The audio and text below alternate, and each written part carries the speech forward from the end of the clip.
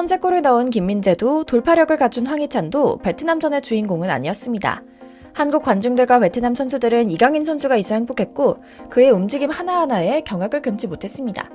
손흥민 하나만 바라보고 자비로 한국을 방문했던 베트남 국가대표팀 선수들은 이날 손흥민에 이은 차세대 한국 축구의 간판 스타의 탄생을 눈앞에서 목도했는데요. 클린스만 감독이 오로지 훌륭한 선수들의 기량으로 6대0으로 베트남을 잡으며 부임 이래 처음으로 3연승을 달렸고 지금까지 전적을 3승 3무 2패로 바꿨는데요.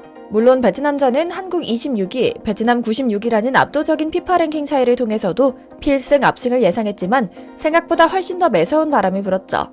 김민재, 황희찬과 정우영의 날카로운 슛 덕분이긴 했지만 놀랍게도 베트남 선수들과 언론들은 이강인 선수에 유난히 집중했습니다. 오늘은 베트남전 이강인 선수의 움직임을 초단위로 분석해서 자국 선수들의 훈련 프로그램을 반영하겠다는 의지까지 내비친 베트남 대표팀 선수들의 반응 이모저모를 전해드리려고 합니다. 잠시 저희 광화문 브리핑 구독 설정도 부탁드리고요.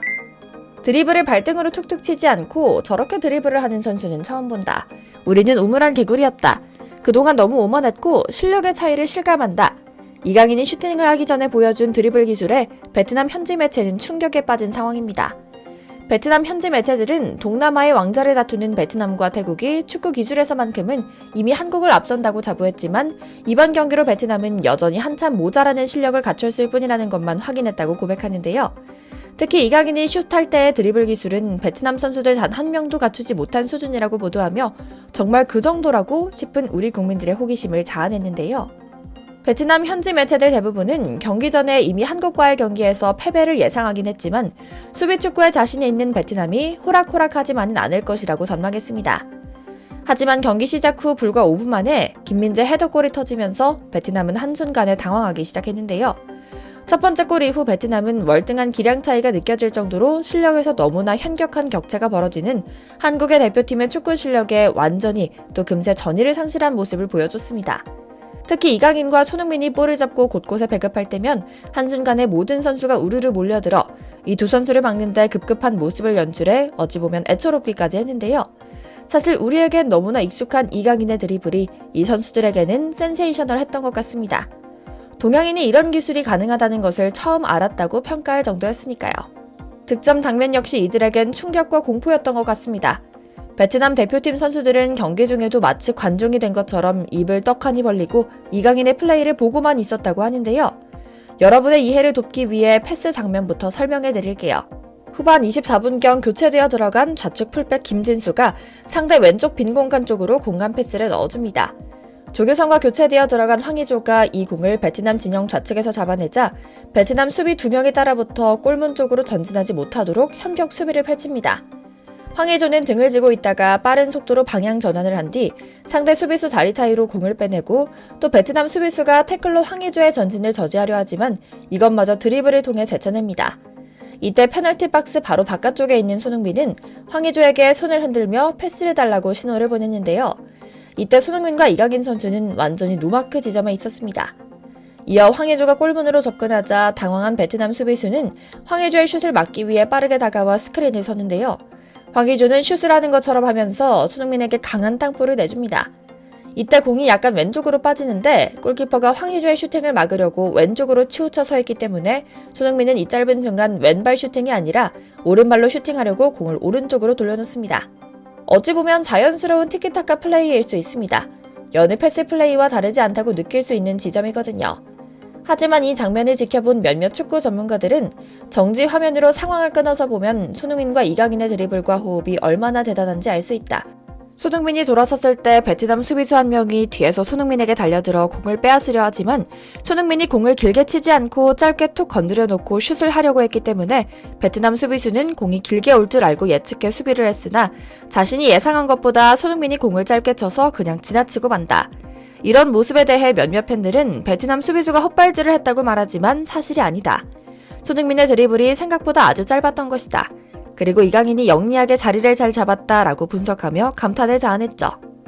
그리고 이어진 플레이에서 손흥민이 슛을 하려고 하자 베트남의 수비수 3명이 손흥민에게 달려드는데 손흥민은 그 즉시 좌측에 서 있는 이강인에게 패스를 넣어줍니다.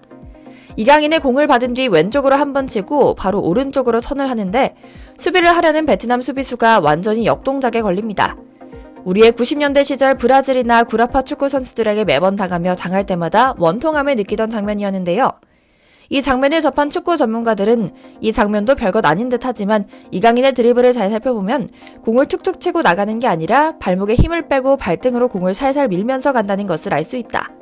다른 각도에서 보면 마지막 슛할 때 발등이 아니라 발목에서 발등까지 공에 최대한 밀착시켜 감아차는 것을 볼 수 있다고 말하며 손흥민도 그렇고 이강인도 그렇고 슛하기 직전의 첫 번째 터치와 드리블은 최대한 발목에 힘을 빼고 공을 살살 밀듯 드리블을 한다는 것을 알 수 있다.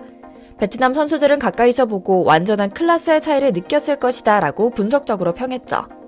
앞서 이날 경기는 이강인의 후계자, 즉 세자 임명식과 같았다고 말씀드렸는데요. 클린스만 감독은 치기 어린 질투로 이강인이 연예인 행세를 하고 있는 것 같다. 겸손해져야 한다고 흉봤지만 이렇게 잘하는데 어떻게 우리 팬들이 반응하지 않겠습니까? 실제로 이강인은 차원이 다른 드리블과 시야로 이번 A매치 기간 2차례 평가전에서 대표팀의 확고한 중핵으로 떠올랐는데요. 4만 2천여만 명 관중은 그의 일거수일투족에 열광했고 그의 현란한 몸동작에 즐거워했습니다. 그가 공을 잡은 채 상대방을 속이기 위해 춤을 추면 와우 함성을 토해냈고요. 이강인을 응원하는 플랜카드에는 축구의 신을 뜻하는 축신이라는 글자가 등장하기도 했죠. 하나하나 클린스만이 질투할 만한 요소가 가득했는데요. 이날 김민재의 선제골로 연결된 도움주기를 비롯해 골대를 맞히는 슈팅, 날카로운 프리킥, 수비 가담까지 만점 활약을 펼친 그는 결국 후반 골까지 장렬하며 이날 경기를 자신을 위한 무대로 만들어냈습니다. 골 지역 중앙에서 손흥민이 넘겨준 공을 왼발로 툭툭 치며 길을 연 뒤 구석을 향해 찬 공은 아름다운 궤적을 그리며 골망을 흔들었고요. 결국 막판 터진 정우영의 골로 연결된 패스의 시발점이 되는 등 이날 한국 득점 장면의 모든 곳에서 맹활약을 펼쳤죠. 이런 그의 활약은 불란서에서도 집중 조명할 정도로 난리가 났습니다. 아직 PSG에서 완전히 자리 잡지 못해 일각에서는 정말 유니폼 팔이었나 하는 뼈있는 비난까지 하곤 했지만 이번 경기들을 계기로 프랑스에서도 기대가 죽지 않았다는 것을 방증했는데요. 프랑스 매체 풋 메르카르토는 베트남과 경기에서 넣은 골을 아름다운 골이라고 평가하며 이강인이 여전히 한국과 함께 빛나고 있다고 조명했습니다. 파리 생제르맹 소식을 다루는 또 다른 매체 PSG 컬처도 파리 생제르맹은 여름에 영입한 이강인에게 도움을 받기를 기다리고 있지만 한국 대표팀은 이미 이강인이 갖고 있는 재능으로부터 혜택을 받고 있다고 설명하며 이강인은 한 달 만에 마침내 프랑스로 돌아온다. 지금까지 파리 생제르맹에서 143분만 뛰었는데 국가대표팀에선 436분 뛰었다. 하루빨리 돌아와 파리를 빛내주길 기대한다라며 잔뜩 부푼 가슴을 여지없이 드러내기도 했죠. 이번 시즌 스페인 마요르카를 떠나 PSG 유니폼을 입은 이강인은 로리앙과의 개막전에 이어 툴루즈와 리강 2라운드에 선발 출전한 이후 근육 부상으로 한 달가량 전열에서 이탈한 상태입니다. 상황이 그렇다 보니 엔리케 PSG 감독의 계획에 그가 없다며 이강인이 마요르카로 임대될 것이라는 가슴 아픈 전망이 나오기도 했는데요. 이번 두 번의 A매치를 보니 정말 완전한 기우였던 것 같습니다. 이강인 선수는 아시안게임 금메달을 통해 병역 면제 혜택을 가지고 가는 데다 A매치 2경기 연속골을 챙겨 한 달 만에 PSG로 복귀하는데요. 분위기가 좋습니다. 소속팀은 승점 15점으로 AS 모나코, OSG 니스에 이어 리그 3위에 올라있는 상태지만 1등 팀과의 승점 차이가 단 2점에 불과할 가능성이 많습니다.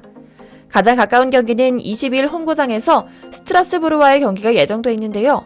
과연 우리 강인 선수가 어떤 모습으로 언제 복귀할지 기대하며 오늘 영상 마치겠습니다. 저희 광화문 브리핑 구독, 좋아요도 부탁드리고요. 시청해주셔서 감사합니다.